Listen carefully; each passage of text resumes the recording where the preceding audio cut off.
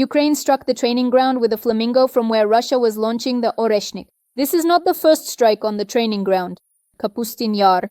During January 2026, the Ukrainian Defense Forces carried out a series of successful strikes on a complex of hangar-type buildings where pre-launch preparations for intermediate-range intercontinental ballistic missiles take place at the Kapustin Yar test site in Russia's Astrakhan region.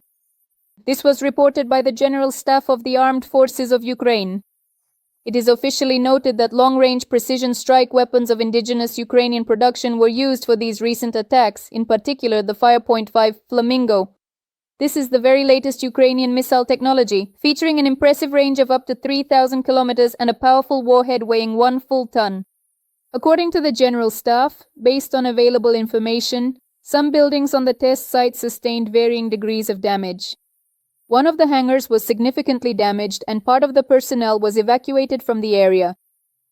In particular, on January 17, 2026, there was an attack by Ukrainian drones on the Kapustin Yar test site, from where Russia had launched the Oreshnik missile at Ukraine. Air defense systems were operating in this area. The military portal Militani noted that the test site is used not only for launching medium-range ballistic missiles from the Oreshnik complex. A large number of various short and medium-range missiles, as well as cruise missiles from air defense system complexes, are also tested at the site. Also in October of this year, the head of the SBU, Vasyl Malyuk, stated that the SBU, together with the GUR, destroyed for the first time. One of the 3 Russian Oreshnik complexes is located at Kapustin Yar. According to the head of the agency, it was a very successful operation and it was not publicized. Let us recall the last time Russia struck the Lviv region with the Oreshnik was on January 8, 2026. This was in response to information spread by Russian propaganda sources about an alleged attack on Putin's residence. At that time, the strike hit a critical infrastructure facility. The SBU showed fragments of the Russian Oreshnik ballistic missile. The service classified the strike as a war crime. Friends, this is very bad news. A bad event happened in Russia today, and everyone was waiting for confirmation of this bad news. Some people rushed to spread it, but then our general staff confirmed it. Everything was great. Everyone celebrated, laughed at Russia, criticized them, talked about it, and said there will be more to come, and it will get worse. But I think that's all. In fact, commentators missed one important point, the most terrifying point for Russia, which I think it's quite obvious. So Ukraine launched strikes with advanced long-range drones and Flamingo missiles at the various infrastructure facilities of the training ground and storage hangars at Kapustin Yar. That's where various missiles are assembled and stored, including this very Oreshnik. The infrastructure was badly damaged. The Russians even had to evacuate their personnel. Something is burning and exploding there. The General Staff has confirmed it.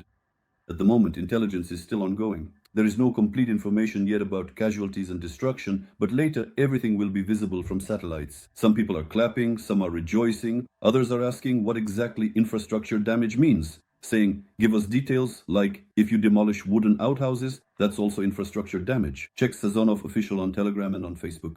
And on Kyrylo, I've already posted both the General Staff update and the video of those very flamingos being launched. Watch, and admire. The event itself is good, but the main conclusion, which for some reason people are in no hurry to draw. Here's the conclusion.